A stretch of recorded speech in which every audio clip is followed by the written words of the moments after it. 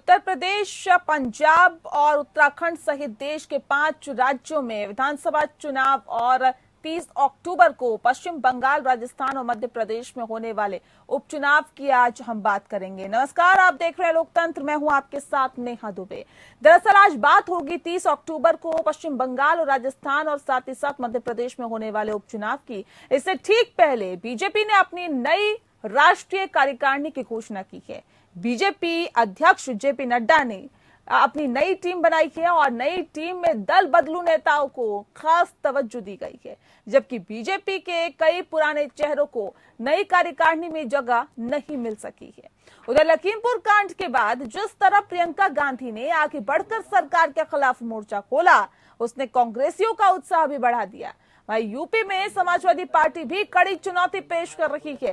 तो ऐसे में बीजेपी की नई कार्यकारिणी कितनी सफल साबित होगी, इस पर हम बात करेंगे अपने खास कार्यक्रम लोकतंत्र में। लेकिन सबसे पहले देखिए ये रिपोर्ट।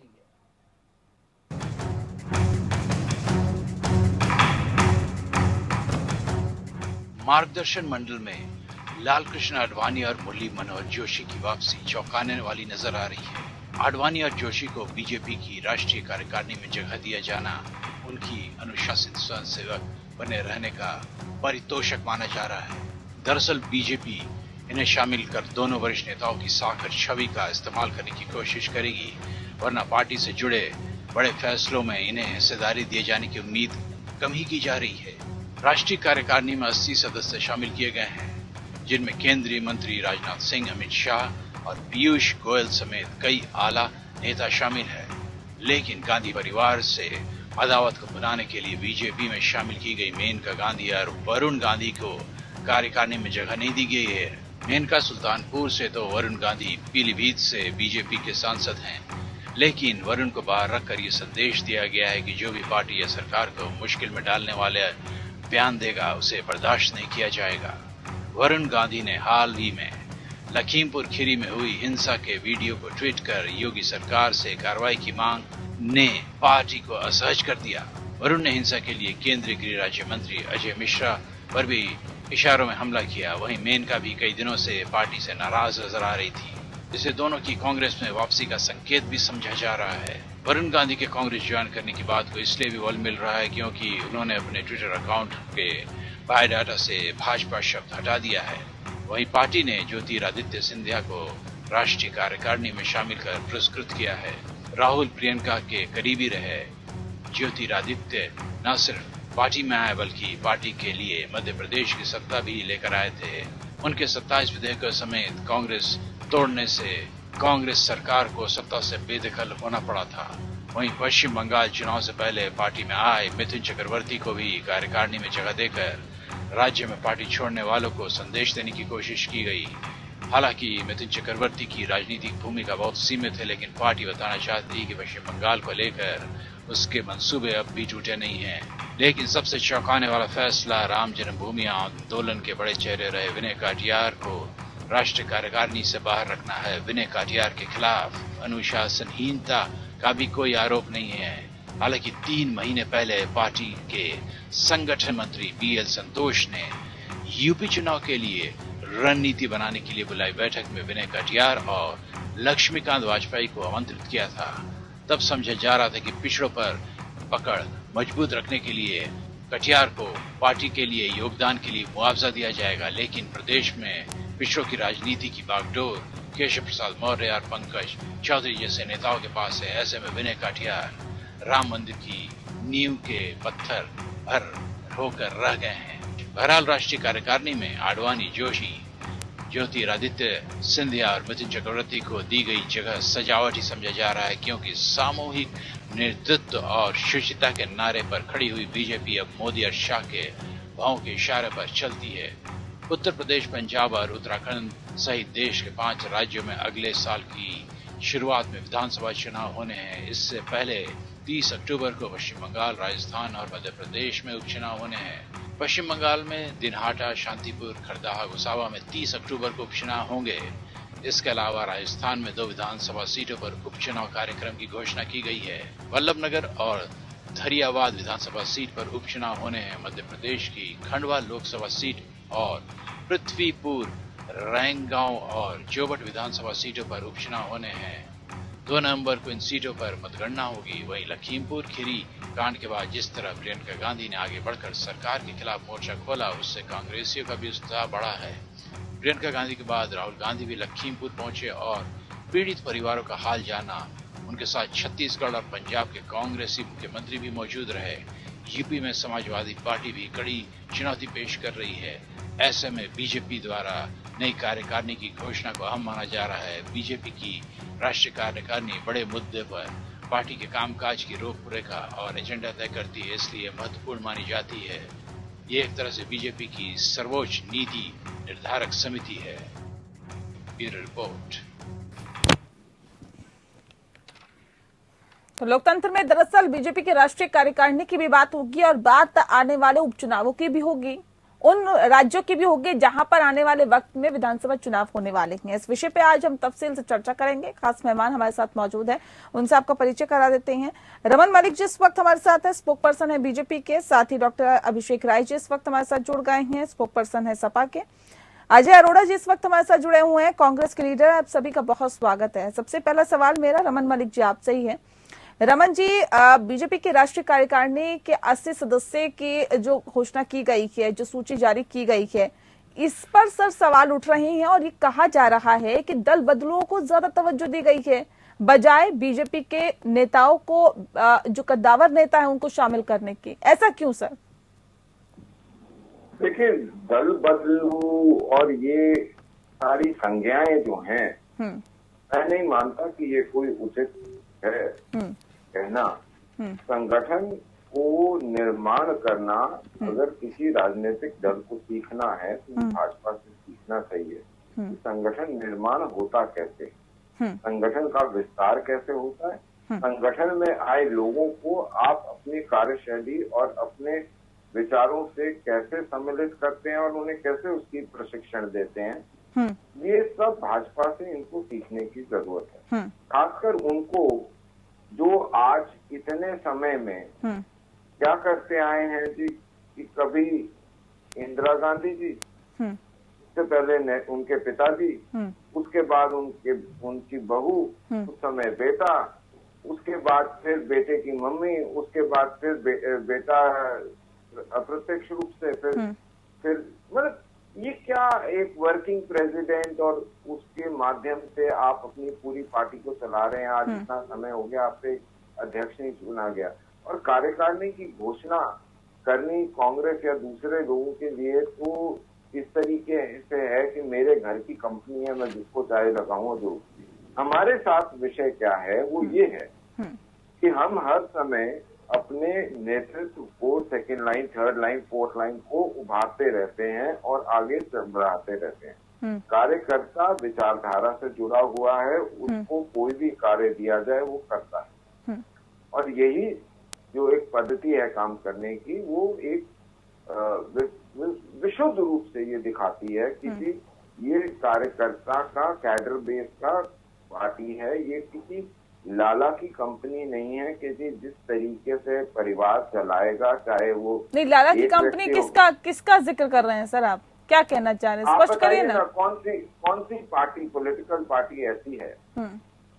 एक पॉलिटिकल पार्टी, वाम दलों को छोड़ दीजिए, उसमें भी परिवारवाद जो है वो भर के आया हुआ है। लेकिन मैं फिर भी बोलता हूँ कि वाम दलों को छोड़ के कोई एक ऐसी पार्टी, राजनीतिक दल दिखा दीजिए जो एक परिवार की भुगौती ना हो। कोई राजनीतिक दल इस देश में ऐसा नहीं है, वाम दलों को और भाजपा को छोड़ के, जो किसी परिवार विशेष की पर्सनल प्रॉपर्टी ना हो। यहाँ तक कि जो एक आंदोलन से उभरी पार्टी थी, जो अपने आप को आम जनता के लिए लड़ने वाले आम जनता के लोग बोलते थे, वो भी एक केजरीवाल जी की परिपाटी बन चुकी है। अकेले उन्हीं की पार्टी है। उसमें जो विरोध का स्वर उठाएगा, जो उनके खिलाफ बोलेगा, उसे ऐसे निकाल के फेंकेंगे जैसे दूध में से मक्खी। तो आप मेरे को ये बताइए, जब आप आज ये सवाल उठा रहे हैं, और अच्छा है, हमारे ऊपर सवाल उठाने चाहिए क्योंकि हम सत्ता दल हैं, हमारे ऊपर उठाने चाहिए सवाल। विपक्ष में थे तब भी जवाब देते थे, आज भी जवाब दे रहे हैं और आज भी इनसे सर आज तो आपकी जवाबदेही ज्यादा बनती है ना, आज तो आपको जवाब देना ही पड़ेगा। अगर आप सार्वजनिक जीवन में हैं तो आप ये नहीं कर सकते कि आप जवाब ना दें। हम कोई एंटोनियो माइनो नहीं है जो ये नहीं बताएंगे कि हमने क्या करा और क्या नहीं करा और कैसे कैसे रात को प्लेन उड़ाए। हम जनता को जवाब देने वाले लोग हैं और देते हैं, जनता के बीच में रिपोर्ट कार्ड लेकर जाते हैं। ठीक है, बार बार अजय जी इस बात का जिक्र होता है और बीजेपी इसको मुद्दा जरूर बनाती है जब भी उन पर सवाल उठाए जाते हैं, तो ये कहते हैं कि एक परिवार की पार्टी नहीं है। सीधे सीधे इशारा गांधी परिवार की ओर, क्योंकि कांग्रेस पर लगातार ये आरोप लगते हैं कि कांग्रेस के पास गांधी परिवार के अलावा कोई विकल्प नहीं है। इस पर न सिर्फ बीजेपी बल्कि आपके खुद के नेता भी लगातार आवाज उठा रहे हैं। बीजेपी कहती है कि यहाँ पर तो आवाज नहीं उठा सकते, लेकिन हमने देखा कि 23 नेताओं ने लेटर लिखा, कपिल सिब्बल ने खुलकर खिलाफत की, बाकी तमाम चीजें भी होती रहती है कांग्रेस में। अब ऐसे में सवाल इस बात को लेकर कि आखिर जब खुद कांग्रेस पार्टी एक परिवार की पार्टी है तो क्या दूसरों पर उंगली उठाना सही है क्या? नेहा जी, ना तो हम उंगली उठा रहे और ना इनकी पार्टी में क्या चल रहा है, ना हमारा कोई इनसे मतलब। इनकी पार्टी की अपनी व्यवस्था, ये जाने, इनकी पार्टी जाने। और जहां तक इन्होंने शब्द रखे, सोनिया गांधी जी के लिए भारतीय जनता पार्टी के रमन मलिक जी ने कुछ शब्दों का प्रयोग किया, वो शब्द निंदाजनक है। ऐसे शब्दों का प्रयोग नहीं होना चाहिए किसी नेता के लिए। कौन सा शब्द? रमन जी, मैं आपके बीच में नहीं बोला। रमन जी, नहीं, मेरे आप आपत्ति जता रहे हैं सर, वो तो स्पष्ट करिए ना, कौन से शब्द पे आप आपत्ति जता रहे हैं? रमन जी, इन्होंने कहा किसी की मम्मी बनती है, किसी के बेटा बनता है। इसमें क्या आपत्ति है? परिवार की इसमें क्या आपत्ति है? ये भूल के सीताराम थोड़ी बोला कि वो मौत सर, कहीं आपत्ति होती तो मैं खुद रोकती टोकती। आप कहाँ पे? नहीं, ऐसे नहीं, अपनी बात रखिए, आप अपनी बात रखिए सर। नेहा जी, मैं अपनी बात जरूर रखूंगा। और जहां तक इनकी लोकतांत्रिक व्यवस्था की बात है, आपने 23 जी का नाम लिया। नेहा जी, आपने नाम लिया, आपने कहा 23 गांधी अपनी आवाज बुलंद करते हैं, अपनी बात रखते हैं। ये इसे पॉजिटिव देखा जाए। हमारी पार्टी में लोकतांत्रिक व्यवस्था है और इनकी तरह 2 मैन आर्मी नहीं है। इसको तो इस तरह से भी देखा जा सकता है कि आपकी पार्टी में कोई किसी की सुनता नहीं है, ऐसे नहीं देखा जा सकता क्या? नेहा जी, हमने क्या बोला? हमारी पार्टी की लोकतांत्रिक व्यवस्था है, इनकी पार्टी में लोकतांत्रिक व्यवस्था नहीं है। जिस प्रकार से इनकी कार्यकारिणी बनी और जिस प्रकार से जो लोग पार्टी छोड़ के आए उनको नेतृत्व मिला और जो पार्टी के वरिष्ठ नेता उनको नेतृत्व नहीं मिला, ये मुद्दा हमारा नहीं है। फिर भी जब चर्चा होती तो बात होगी, बात निकलेगी। नेहा जी, जब आप बात करेंगे तो बात से बात निकलेगी। ये भी हमारी पार्टी की बात करते हैं, इन्होंने हमारे अध्यक्ष की बात की, हमारी पूरी पार्टी की बात की, हमारी पार्टी में क्या हुआ, हमारी पार्टी में क्या होता है। इन्होंने अपने आप शुरू किया, आपने प्रश्न नहीं किया था। इन्होंने कांग्रेस की बात अपने आप शुरू कर दी, आपने प्रश्न इनसे किया था, आपकी पार्टी में ये हो रहा है, ये कांग्रेस पे आ गए। अरे प्रश्न आपसे पूछ रहे हैं, हम सवाल पूछ रहे हैं, पूरा देश सवाल कर रहा है आपसे। ठीक है, आप ये कह रहे हैं कि गांधी परिवार की पार्टी नहीं है, लोकतंत्र है। ठीक है, अभिषेक जी, अब सवाल इस बात को लेकर है, सर सवाल तो आप लोगों पे भी उठेंगे, आपके ऊपर भी सवाल उठ रहे हैं कि सिर्फ एक यादव परिवार की पार्टी है क्या? मुलायम सिंह यादव की ही परिवार है जो इस पार्टी में सर्वे सर्वा है, बाकी किसी की नहीं चलती। जो आवाज उठाता है उसे अलग रास्ता दिखा दिया जाता है। ये तो एक उदाहरण भी है प्रसपा का। नेहा जी, बहुत सीधी सी बात है। अगर हमारी कोई यादवों की पार्टी होती तो इतना जन समर्थन हमें नहीं मिल रहा होता। हमारी पार्टी सर्व समाज की पार्टी, समाजवादी पार्टी है, समाज के हर वर्ग को जोड़ने का काम करती है। रही बात भाजपा की, वो किसको कार्यकारिणी में रख रहे हैं, किसको नहीं रख रहे हैं, ये उनका इंटरनल मैटर है। सभी राजनीतिक दल को ये अधिकार है, इस पे हम लोग टिप्पणी नहीं करना चाहते।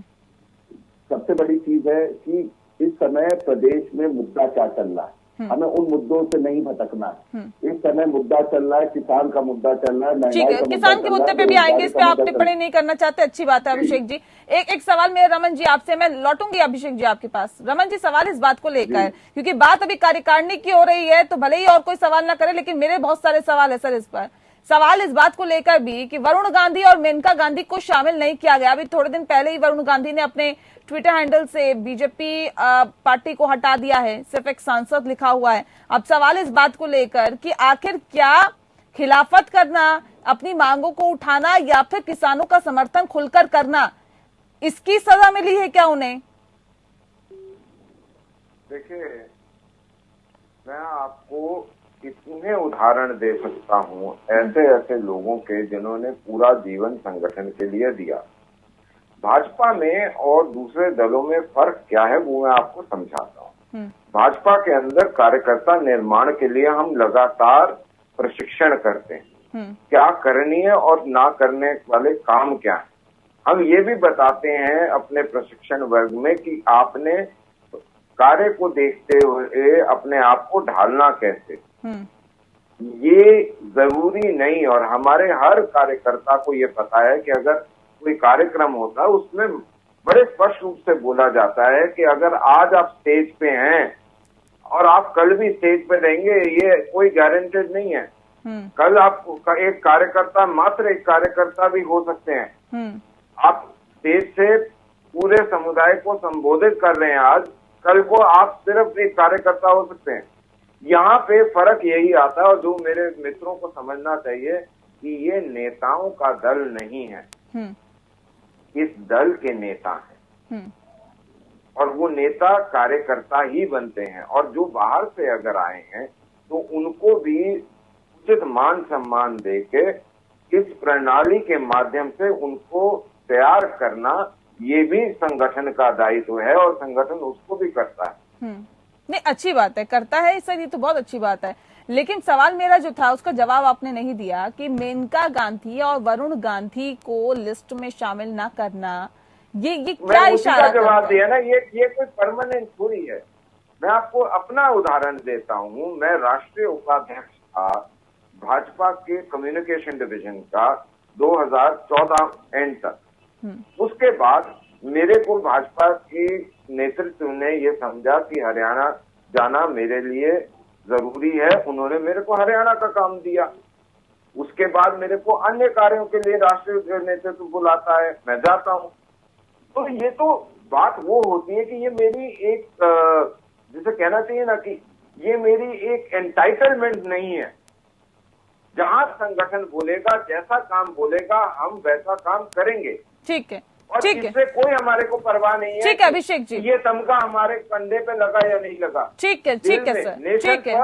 Party second, self last. ठीक है, लेकिन अभिषेक जी, इससे पहले हमने देखा कि वरुण गांधी लगातार अपनी बातों को रखते आए हैं। उन्होंने ये भी कहा था अभी हाल फिलहाल में कि यूपी सरकार को गन्ने का मूल्य 400 रुपए कर देना चाहिए। अगर केंद्र सरकार नहीं कर रही है तो यूपी सरकार इनिशिएटिव लेके आगे बढ़े। इससे पहले हमने देखा है कि किसानों के समर्थन में और भी तमाम बातें कही। उन्होंने ये भी कहा ट्वीट करके कि किसानों को मारने वाला जो है वो बच के नहीं निकल सकता, तमाम तरह की चीजें। और उसके बाद ट्विटर हैंडल से बीजेपी हटा देना। ये सवाल इस बात को लेकर है कि जो जो आवाज उठाएगा, क्या उसकी आवाज दबाने की कोशिश की जाएगी? किसानों के मुद्दे पर अगर हम खुल के बोलेंगे तो क्या आवाज दबाने की कोशिश की जाएगी क्या, अभिषेक जी? नेहा जी, देखिए ना, ये इनका पार्टी का अंतर कला है जो सतह पर उभर के आ रहा है। वरुण जी एक समझदार नेता है, वो जनता से जुड़े हुए हैं, जनता से जुड़े मुद्दे उठाने की कोशिश कर रहे हैं। भाजपा में ये कहते हैं ना, ये सबके सुनते हैं। इस समय ये किसकी सुन रहे हैं वो पूरा देश देख रहा है। आज चाहे लखीमपुर की घटना ले लो, चाहे गोरखपुर की घटना ले लो, मंत्री के बेटे के साथ क्या न्याय होता है और आम जनता के साथ क्या न्याय होता है वो पूरी जनता देख रही है, पूरे देश की जनता देख रही है। सुप्रीम कोर्ट ने उसमें कड़ी फटकार भी लगाई है। अगर उन्होंने संज्ञान नहीं लिया होता तो इस मामले में लीपापोती पहले से चल रही थी और लीपापोती की जाती। आज तक आजाद भारत के इतिहास में 302 का मुकदमा अगर किसी के ऊपर दर्ज हुआ है, 3 को गिरफ्तार किया जाता है और मंत्री जी के बेटे को बुलाया जाता है कि साहब आप आइए बयान दे दीजिए। तो ये खुद बताता है कि ये क्या कर रहे हैं। इनके पार्टी में इतना अंतर कलह चल रहा है कि योगी जी के खिलाफ कितने विधायक नाराज चल रहे हैं। अभी आप देखेंगे चुनाव आने से पहले कितने लोग कहाँ जाते हैं, अभी आप देखेंगे उसको। अभी 1 से 2 महीने के अंदर इनके कितने नेता भाजपा छोड़ के सपा में आने की कोशिश कर रहे हैं या कांग्रेस में जाने की कोशिश कर रहे हैं, मुझे उसके बारे में नहीं पता। चमन जी जल्दी से अपनी बात रखिए। जी, मैं ये कहना चाह रहा था, जो अभी आप बात कर रहे थे ना, उनको ये नहीं भूलना चाहिए कि शिवपाल जी के साथ क्या हुआ, या ये जो बात आ रही है ना कि जैसे सिद्धू जी ने आज सवेरे बोला, वो भी नहीं भूलना चाहिए कैसे राहुल गांधी और प्रियंका गांधी ऐसे झुक गए। क्योंकि अगर किसी ने दे दिया इस्तीफा और इतना झुका दिया उनको कि आज तक आपसे एक उनकी जगह अध्यक्ष नहीं लिया जाता है या कुछ भी, तो वो दिखाता है आपके अंदर का कैरेक्टर। लेकिन इन सबसे ज्यादा जो परेशानी होती है ना वो इनको होती है उससे कि जब तक सुकन्या निधि सम्मान निधि का कार्यक्रम चलता रहेगा ना तब तक कांग्रेस को दुख बड़ा होगा, क्योंकि वो सुकन्या का नाम आते ही उनको कुछ एफआईआर भूल जाएंगी, कुछ ये भूल जाएगा कि क्या हुआ क्या नहीं हुआ, उसको कैसे मोड़ा तोड़ा गया था, फाइल क्या हुई थी क्या नहीं हुई थी, ये सब सुकन्या सम्मान निधि के का वर्णन करते ही आ जाएगा सामने। ठीक है, जल्दी से अजय जी कुछ कहना चाह रहे हैं, बताइए जल्दी। नेहा जी, इन्होंने कांग्रेस की पार्टी पंजाब की बात की। हमने तो आज भी कहा जब डिबेट की शुरुआत हुई नेहा जी, इनकी पार्टी का आंतरिक मामला हम टिप्पणी करना नहीं चाहते। जब बातों में बात निकलती है तो हमने बात की, हमने इसलिए बात की। ये सिर्फ ध्यान परिवर्तन करने के लिए, ध्यान बांटने के लिए सारी बातें करते हैं। अपने आप को आपने प्रश्न किया मेनका गांधी का, वरुण गांधी का, उसका उत्तर नहीं दे पाए, विनय कटियार का उत्तर नहीं दे पाए, दल की बात से बच गए। तो स्पष्ट रूप से आंसर करा है, मैं तो बोल रहा हूँ रमन जी, आपके मुझे आप तो बड़े अच्छे वक्त हैं, आपके बीच में नहीं बोला, आप तो बड़े सुलझे हुए आदमी, आपके बीच में नहीं बोला, क्षमा चाहता हूँ रमन जी। मैं कहता हूँ आपकी पार्टी का आंतरिक मामला है, हमें दुख नहीं है आपकी पार्टी में क्या हो रहा है। आपने दल बदल नेता लिए, वरुण गांधी को जगह नहीं दी, मेनका गांधी को जगह नहीं दी, विनय कटियार को जगह नहीं दी, हमें कोई दर्द नहीं है। हमें तो ये तकलीफ इस बात की है कि आप अपनी पार्टी में डिसिप्लिन की बात करते हो, लोकतंत्र की बात करते हो, आपकी पार्टी में लोकतांत्रिक व्यवस्था नहीं है, ना डिसिप्लिन है। और जिस प्रकार से अभी ठीक कहा सपा के साथी ने, आप किसानों के नहीं हो, आप किसी के नहीं हो, पेट्रोल का हाल कहाँ है, डीजल कहाँ जा रहा है, आप देश की व्यवस्था देखिए। आप पार्टी में लगे हुए हैं कि पार्टी में हम दल बदल को ले लें, इनको निकाल दें। अरे देश का ध्यान रखिए, कोरोना में क्या हाल हुआ, उत्तर प्रदेश में कोरोना में क्या हाल हुआ, थोड़ा उस पर संज्ञान लीजिए रमन जी। और बात अब लखीमपुर की भी हो रही है, क्योंकि लखीमपुर में आज आशीष को पेश होना था, लेकिन आज वो पेश नहीं हुए, जिस पर कोर्ट ने भी कड़ी फटकार लगाई है। अभिषेक जी का रुख करते हैं। अभिषेक जी, अब सवाल इस बात को लेकर है, क्योंकि लखीमपुर की भी यहाँ पर बात होगी, तमाम और बातें हो रही है। तो लखीमपुर में आज भी आशीष पुलिस के सामने पेश नहीं हुआ। अब सवाल इस बात को लेकर है, क्यों कोर्ट को बार बार यूपी सरकार को फटकार लगानी पड़ रही है, और अगर एक केंद्रीय मंत्री का बेटा है तो क्या वह कानून को ठेंगा दिखाएगा क्या? यही बात तो हम भी कह रहे हैं नेहा जी, यही बात तो हम शुरू से इस बात पे हमें ऑब्जेक्शन था, इसीलिए तो हम कह रहे थे कि सिटिंग जज से जांच होनी चाहिए। लेकिन अगर सिटिंग जज से जांच नहीं हो पा रही है तो आपको मंत्री जी का इस्तीफा देना चाहिए था। जो गृह राज्य मंत्री, जिसके अंदर पुलिस और सारी चीजें आती हैं, वो इस जांच को कैसे नहीं प्रभावित करेंगे? आप मुझे बताएं कि 2 गिरफ्तारियां होती हैं जो आम मानस हैं, और मंत्री जी के बेटे को ये कहा जाता है कि आप क्या कहते हैं वहां आएंगे, जवाब देने आइए कोर्ट।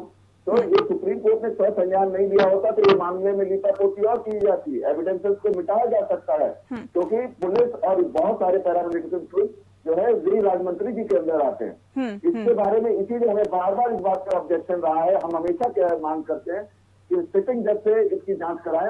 ठीक है, नहीं एक सवाल यहाँ पे रमन जी आपसे भी है, जिस बात का जिक्र भी अभिषेक जी कर रहे थे, कोई और होता सर। आज तो कोर्ट ने भी कहा कि धारा 302 लगने के बाद क्या इंतजार किया जाता कि वो आएंगे, पुलिस के सामने पेश होंगे, तो उनका बयान लिया जाएगा, पूछताछ की जाएगी, या कोई और होता तो पहले उसकी गिरफ्तारी होती?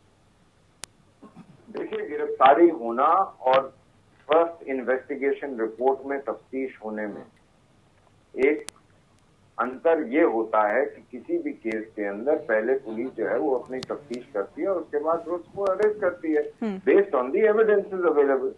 तो मैं आज ये आपके सामने बात रखता हूँ और इसको बड़े स्पष्ट रूप से आप चाहें तो चेक कर लीजिएगा कहीं भी। ऐसे तो शशि थरूर जी के ऊपर भी जब एफआईआर हुई थी तो वो अरेस्ट नहीं हुए थे। ऐसे तो जिस समय और हत्या के मामले आए थे तब भी अरेस्ट नहीं हुए थे। आज तक श्यामा प्रसाद जी मुखर्जी और दीनदयाल जी की जो फाइलें थी वही गायब हो चुकी हैं।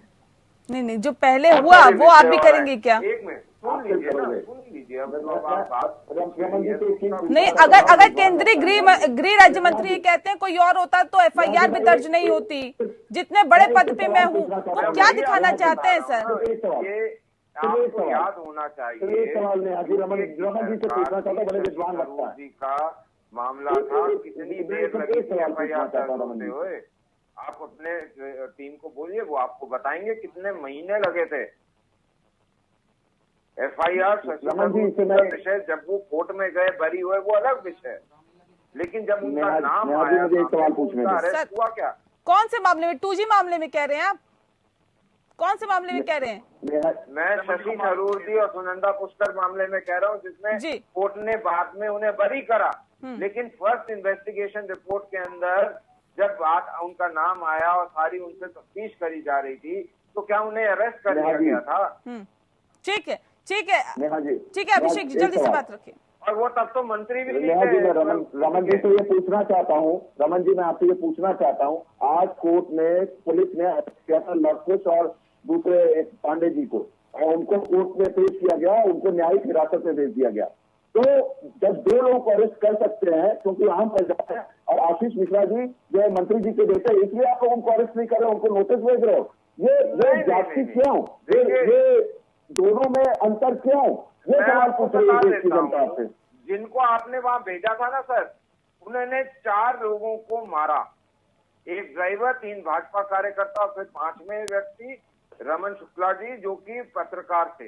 ये आपके लोग थे, उसमें बहुत सारे, ये हमको पता है, लेकिन पॉइंट ये है कि प्रूव कर सुप्रीम कोर्ट ने आपके ऊपर टिप्पणी करी है, सुप्रीम कोर्ट ने आपके ऊपर तर्क टिप्पणी करी है, टिप्पणी तो हर एक करता है, ये फ्रीडम ऑफ एक्सप्रेशन है, वो तो सुप्रीम कोर्ट है। नहीं तो सुप्रीम कोर्ट ने जब विस्तृत चीजें मांगी थी, रिपोर्ट मांगी थी कि इस पूरे मामले पे रिपोर्ट दीजिए, और क्यों इसका इंतजार किया जा रहा है कि सामने वह कोई आएगा तब उससे पूछताछ की जाएगी? अक्सर 302 के जब धारा लगती है तो ऐसे ही किया जाता है क्या सर? करने की कोशिश हो रही है नेहा जी, वो कर रहा है। अब आप मेरे को ये बताएं, मैं बड़े एक विषय को आपसे पूछ रहा हूं, जब आप ये बोल रहे हैं कि अभी तक ये नहीं हुआ, मंत्री जी ने बोल दिया और साथ में कोई कहीं नहीं जा रहा, मैं तो ये समझना चाह रहा हूं कि जो प्रकरण बाद में कोर्ट में एक वीक फाइल देके खत्म करवाया जाता है, या ऐसा व्यक्ति जिसके ऊपर नरसंहार की बात हो, उसे मुख्यमंत्री बनाने वालों को, और उनके साथ जो ऐसे व्यक्ति को मुख्यमंत्री बनाते हैं उसके साथ देने वालों को, क्या ये नैतिक अधिकार है? आप ये बताइए कि जो नरसंहार सिखों का हुआ और जिसमें कमलनाथ जी का नाम आता, उनको मुख्यमंत्री क्यों बनाया कांग्रेस ने? या सिद्धू जी जिनके ऊपर हत्या का इल्जाम लगा था, ऐसे व्यक्ति को क्यों PCC चीफ बनाया? कोर्ट ने क्या करा, क्या निर्णय दिया, वो एक अलग विषय है, लेकिन जब आप उंगली उठाएं तो तथ्यात्मक बातों पे बात करें और तर्कपूर्ण बात करें। सिर्फ इधर उधर के बात करने के लिए आरोप मत लगा दें। सिर्फ अजय जी जवाब दीजिए। नहीं नेहा जी, हम आरोप लगाएंगे, अगर विपक्ष का काम है, अगर सरकार ठीक से नहीं चल रही, आरोप लगाना बनता है। और जहाँ तक इन्होंने की बात की, रमन जी रुकिए, मैंने आपको बोला, आप किसानों की दुश्मन पार्टी है, आप किसानों की दुश्मन पार्टी है, और किसानों के खिलाफ अगर आपकी पार्टी में भी कोई बोलता है, अगर आपके खिलाफ यूपीए के ड्राफ्ट के अंदर आत्महत्या करते थे, आप उनकी आरती उतार रहे थे। अनुमति नहीं दूंगा, आपको नहीं बोलने दूंगा, आप मेरे बीच में नहीं बोल सकते। आप सकता हो, आपको मैं बोलने की अनुमति बिल्कुल नहीं दूंगा, आपके बीच में नहीं बोले, सुनने की क्षमता रखिए, सुनने की क्षमता रखिए। आप किसानों की दुश्मन है। अजय मिश्रा जी क्या बोलते हैं? किसानों की, अरे क्या बोलते हैं खट्टर साहब, वो हरियाणा के CM क्या बोलते हैं RSS के वर्करों को कि लाठी डालो, किसानों को मारो और जमानत की चिंता न करो। आप कौन सी पार्टी की बात कर रहे हैं? आप पंजाब की बात कर रहे हैं? अरे छोड़िए, ध्यान से हरियाणा के मुखिया की बात कर रहे हैं। अरे आपको कोई बयान आना चाहिए, प्रधानमंत्री जी का, गृहमंत्री को नहीं, भाजपा के किसान मोर्चा के लोगों से बात कर रहे थे, सुनिए, और उन्होंने अपनी सुरक्षा के लिए जो आपको हरियाणा के भेजे हुए ना, आपने बोला हमारी सुरक्षा के लिए ये बात कर रहा था। अगर आप हरियाणा में काम करते होते, हरियाणा की बात का जवाब, लेकिन उसमें भी उन्होंने ये बोला, ये नहीं बोला कि जी मैं देख लूंगा, कुछ नहीं होगा तुम्हारा। उन्होंने ये बोला अगर जो होगा वो तो न्याय घबराए का काम करेगा। आप अपनी सुरक्षा के लिए आज बिल्कुल फंस चुके हो, आप पे जवाब नहीं बन रहा। मैं कहता हूँ हरियाणा के मुख्यमंत्री ने क्या बोला, इसका जवाब दीजिए, इसका जवाब दीजिए। हरियाणा के मुख्यमंत्री ने क्या बोला? आपका हरियाणा के मुख्यमंत्री हरियाणा के मुख्यमंत्री ने अगर ये बयान दिया या अजय मिश्रा ने इस तरह का बयान दिया, अरोड़ा जी अब जरा शांति से सुनिए, तो इसके क्या मायने निकाले? क्या भाजपा लोगों को डराने की कोशिश कर रही है? क्या तानाशाही चलाई जाएगी क्या? जी डराने की कोशिश नहीं है। अब मेरी बात सुनिए, जवाब उसका सिंपल सा है। गत 8-9 महीने से ये कार्रवाई हो रही है कि किसानों के नाम से कुछ गुंडे आते हैं, भाजपा के लोगों के साथ अभद्रता, गाली गलौज, लठबाजी, उनके घरों में घुसना, उनके घरों का ब्लॉकेट करना कर रहे हैं। ऐसे लोगों ने, जिन्होंने प्राइवेट प्रॉपर्टी जो भाजपा की थी उसके अंदर भी घुस के उसकी नींव रखी गई थी, उस नींव को उठा के पाड़ा था। तो सर एक बात बताइए, भाजपा के नेताओं का विरोध करने के लिए कांग्रेस और सपा से अगर गुंडे आते हैं तो जिनको आपने मुआवजा दिया है, वो गुंडों को मुआवजा दिया है क्या? उनके परिवारों को मुआवजा दिया है क्या? किसको दिया है सर आप लोगों ने? प्रकरण हुआ है उसमें मुआवजा दिया है, बिल्कुल दिया है। क्यों इस पूरे मामले को शांत कराने की कोशिश की? क्यों लिपापोती करने की कोशिश कर रहे हैं सर? 9 के 9 जनों को दिया है, सिर्फ एक इन लोगों को नहीं दिया, 9 के 9 जनों को दिया है और देंगे। लेकिन उसके साथ साथ जो न्याय व्यवस्था है, जो कोर्ट बोलता है, उसको भी मानेंगे। और यही जो प्रशासन का काम है वो यही है। लेकिन अब जो मैं बात आपको कह रहा हूँ उसको ये मेरे मित्र जवाब दें कि अगर 9 महीने इस प्रकार का काम चल रहा था और ये बोला जाए कि संविधान भी जो चीज कहता है कि आत्मरक्षा का अधिकार हर एक के पास है, तो मैं ये समझना चाहूंगा कि अगर कल को ये जा रहे हों कहीं पे और इनके ऊपर हमला होता है तो क्या इनको आत्मरक्षा करने का अधिकार है या नहीं है? और यही हम कह रहे हैं कि 9 महीने से हमारे को चला जा रहा है। आत्मरक्षा का अधिकार कब और कैसे होता है सर, ये आपको बखूबी मालूम होगा। उससे पहले क्या बयान दिया जाता है? वो तो सिचुएशन के अकॉर्डिंग आप आत्मरक्षा करेंगे ना अपनी। ये पहले बयान देंगे कि आप नहीं जानते मुझे कि मैं कौन हूँ, ये बताएंगे। जवाब देना चाहता हूँ, हर एक कार्यकर्ता को क्या पुलिस प्रोटेक्शन दे? जी देखिए ना, अभी मैं सुन रहा था रमन जी को, रमन जी कह रहे थे आत्मरक्षा में किसी की हत्या करने का वो संविधान देता है। मैं ये पूछना चाहता हूँ कि 3 तारीख की घटना है, 5 तारीख आज 5 दिन हो गए, अभी अगर वो आत्मरक्षा की होती उन्होंने तो क्या अभी वो पुलिस के सामने उपस्थित होकर अपनी उपस्थिति दर्ज नहीं कराते, अपना बयान दर्ज नहीं कराते?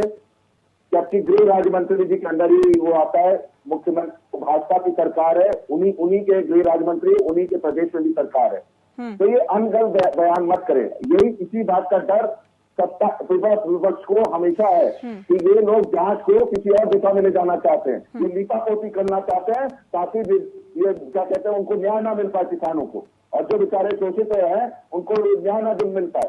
ये लोग के शुरू से ये मंशा रही है। इसीलिए हम बार बार कहते हैं कि गृह राज्य मंत्री जी को बर्खास्त होना चाहिए था और क्या कहते हैं सिटिंग जज के अंदर ये न्याय प्रक्रिया पूरी जांच होनी चाहिए थी। लेकिन क्योंकि इनके क्या चरित्र में अंतर है, ये हमेशा इस तरह की बात करते रहे। ठीक है रमन जी, इनका भी जवाब दे दीजिएगा। और सवाल इस बात को लेकर भी है, क्या अब बीजेपी के नेताओं को आभास हो गया है कि उत्तर प्रदेश में जो हालात और जो स्थितियां हैं, किसानों का जो मुद्दा है वो आपके बहुत अगेंस्ट जाने वाला है, लिहाजा यही वजह है कि अब पार्टी को छोड़ना लोग ज्यादा मुनासिब समझ रहे हैं या फिर छोड़ने की प्रक्रिया को आगे बढ़ा रखे हैं? ऐसा आपको लगता है क्या? क्योंकि अब अटकलें ये भी लगाई जा रही है कि वरुण गांधी और मेनका गांधी पार्टी छोड़ सकते हैं, कांग्रेस में जा सकते हैं। क्या कहेंगे इसमें आप? अटकलों के ऊपर तो मैं बहुत ज्यादा कुछ नहीं कहूंगा, क्योंकि अटकलें वो जैसे पहले था ना जी, source based information tells us this, some reliable source tells us this. ये जो कहानी थी ना वो सोर्स बेस्ड वाली, ये सोर्स बेस्ड पत्रकारिता के साथ खत्म हो गई। जो सोर्स बेस्ड पत्रकारिता यूपीए एरा में चलती थी, ये राडिया टेप्स वाली, वो खत्म हो गई। अब बात आ जाइए, आप जो बात कह रहे हैं कि क्या होगा क्या नहीं होगा, मैं आपको सिर्फ इतना आश्वस्त कर सकता हूँ कि संविधान और कानून की परिधि से बाहर कुछ नहीं होगा। किसी को भी रत्ती भर भी अगर किसी का कसूर होगा तो उसको नहीं छोड़ा जाएगा, चाहे वो फिर किसी भी दल का हो, कहीं का भी व्यक्ति हो उसको नहीं छोड़ा जाएगा, चाहे वो अपने घर का व्यक्ति हो या वो कोई और व्यक्ति हो, किसी को नहीं छोड़ा जाएगा। जो कमेटी बनी है, जो रिटायर्ड जज के अंदर इंफॉर्मेशन, जो उसकी एक जांच होनी है, जो सुप्रीम कोर्ट के अंतर्गत जांच चल रही है, ये सरकार हमेशा संविधान के अनुरूप चलती है। अगर हम कांग्रेस की तरह होते या सपा की तरह होते तो रॉबर्ट वाड्रा, भूपेंद्र सिंह हुड्डा को हरियाणा में कब का उठा के डाल देते अंदर और ये कोशिश करते कि लगे रहने दो। लेकिन हमने आज भी ये करा है कि हम जिस प्रकार से कोर्ट चल रहा है, जब कोर्ट का आदेश आएगा उसके हिसाब से काम होगा, निष्पक्ष जांच होगी, निष्पक्ष काम होगा। ये जो चीज है ना, ये ना सपा वालों को समझ आएगी ना कांग्रेस को लेकिन समझ इतना तो आएगी। मानते हैं ना, किसान आंदोलन जो है वो भाजपा के गले की फांस बन गया है सर, ना निगलते बन रहा है ना उगलते बन रहा है, इतना तो मानेंगे आप एक चीज सुनिए नेहा जी, आप एक चीज सुनिए, महाराष्ट्र में आज क्या है, आप किसी के खिलाफ लिख दीजिए, आपको आके शिवसेना के, मनसे के, शिवसेना के, कांग्रेस के या फिर एनसीपी के गुंडे आके पीट जाते। आप कुछ कह नहीं सकते, पुलिस से उगराही कराते। क्या ये हाल आपको चाहिए? हमारे यहाँ कहीं भी सरकार में इस प्रकार का काम नहीं होता, और अगर कोई कर रहा होता है दुर्भाग्यपूर्ण, अगर कहीं भी त्रुटि पाई जाती है उसको उठा के फेंक दिया जाता है। ठीक है, अजय जी कुछ कह रहे, सुन लेते हैं। अजय जी जल्दी से रखिए अपनी बात। जी, मैं बिना भूमिका के, नेहा जी, बिना भूमिका के, इन्होंने कहा हम संविधान की रक्षा करते हैं, ये संविधान तार तार करते हैं। इन्होंने कहा जो गलत कार्रवाई करेगा हमारी पार्टी में और उसके हम खिलाफ कार्रवाई करते हैं। मेरा ये कहना है कि हरियाणा के मनोहर लाल खट्टर साहब पे उन्होंने क्या कार्रवाई की, अजय मिश्रा जी ने गलत बयान, उन्होंने क्या गलत कहा ये बताइए। एक सेकेंड, आपके बीच में नहीं बोला, आप मेरी बात समाप्त होने दें। आपको प्रवक्ता कैसे आप जब होता है तो राहुल गांधी की तरह बिहेव कर जाते हैं, कैसे बोल जाते हैं, कैसे भी बोल जाते हैं। आपके ड्यूटी प्रवक्ता ने कैसे लगा दी? आपको यहाँ क्यों, अगर आपके चैनल आपके लोग देख रहे होंगे, पार्टी के लोग, वो इतराज करेंगे हमारे प्रवक्ता कैसे बात करते हैं। आप पे कोई शिकायत नहीं करेगा। आप मेरी शिकायत की चिंता मत करिए।